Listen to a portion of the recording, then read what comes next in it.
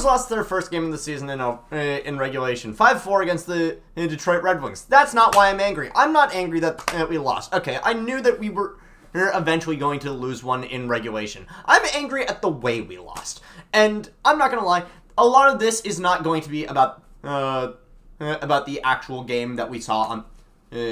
about most of the events that we saw on the ice tonight.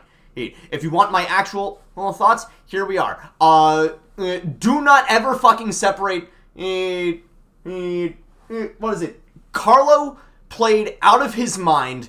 Matt Patra is him. And what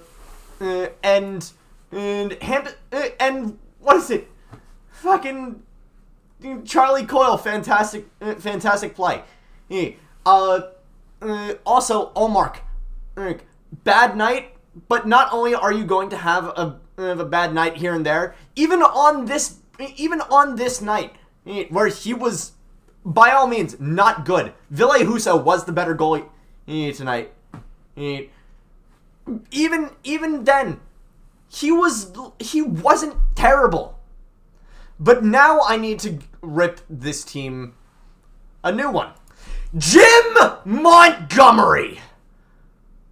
Why do you blend this freaking roster so much? Why? Okay. One thing that I'm glad that we established during the last season of who is it? During the last season of Bruce Cassidy was that Marchand, Bergeron, Pasternak is not a sustainable line anymore, and to our credit, and to his credit, he ended up changing that up. It took him like freaking years to realize it, but he eventually put DeBrusk on that top line with Marchand and Bergeron, and it worked out fantastically. And regularly, we see DeBrusk on that top line with Marchand nowadays. Why isn't that an every single night occurrence? Why are we switching this up so often to where Pasternak is now on that top line with Marchand?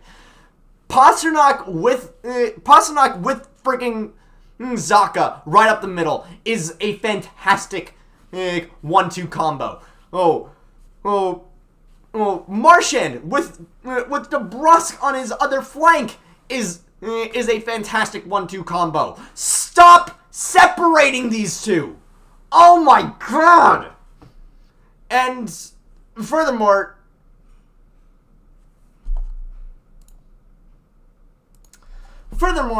stop separating. Do not separate Carlo and Lohrei again. Do not separate these two. They are fantastic together. Lohrai's offensive capabilities provide a great complement for Carlo's defensive prowess. Is the fact that both of them are 6'5" not only is funny, but it also means that they are able to utilize their freaking size to their advantage. I do not want to see Carlo and Shattenkirk on the same pair. Nobody wants to see that. And yes, I feel like a good chunk of tonight's game could probably be explained by the fact that Parker Wotherspoon and Ian Mitchell are not good defensemen, and that could easily and yes, a decent amount of this could have been avoided by McAvoy not taking a stupid ass, not delivering a freaking disgusting hit on Oliver Ekman-Larsson. By the way, I don't necessarily think that OEL. I don't necessarily think that McAvoy's suspension is going to be. I don't think it's going to be lessened. And although I will say Oliver Ekman-Larsson on Thursday not only played, but he played 26 minutes that night. That's all I'm going to say on that matter. It was not an injury that ended up with OEL's long-term absence. But in any case, yeah, our defense sucks, and our defense tonight sucked. It very much sucked. Jake Wallman doing the crossing his arms like he's on the Harvard softball team in 2012, listening to "Call Me Maybe." That, oh my freaking god, that was. And let's face it, Lindholm has sucked this season. Hampus Lindholm has sucked this season. And he is out of position. He is not skating well. Well, Shattenkirk is not a good compliment to him. But even still, Lindholm has not looked good. Lindholm has not looked good. He has not played good. He has been bad. In fact, it took until tonight. Game 11, for him to finally log his first point on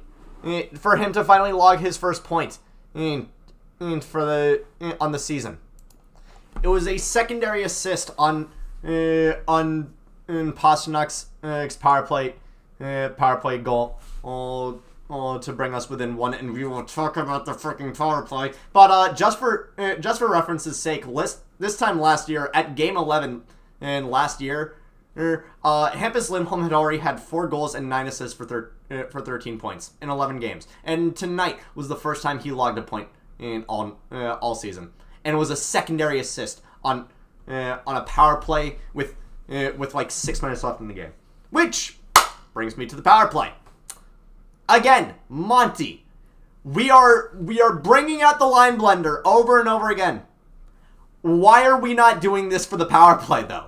Why are our power play units so they do not waver one bit? The only time that they have wavered has literally just been because McAvoy is now suspended for 4 games. Well, now 2 because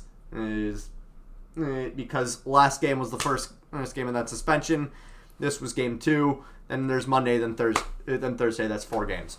In any case, why are our power play lines so not great?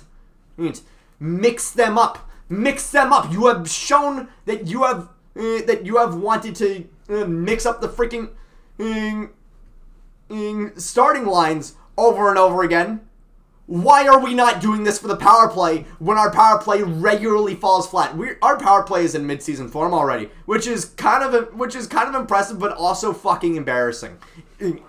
Like freaking, I will kick the freaking, I'll kick the trash can. It's fucking embarrassing. Can't believe that Letterkenny's in this last season, but anyway, in any case, this power play is awful. Our power play sucks. Thanks. I don't know what needs to change, but something needs to change. And then I guess like the last thing that I really need to say is just why. All I need to ask is, Trent, what's wrong? What is going on? What is going on between the ears, my guy? You got in a fight in the first. You got in a fight in the first game, and you scored the first goal on the season for the Bruins, and you've had like 1 goal or 1 assist, or 1 assist or whatever the fuck since then. What's going on? You played barely 10 minutes tonight. You played barely 10 minutes on the third line, and the third line guys, they usually get a decent amount of work.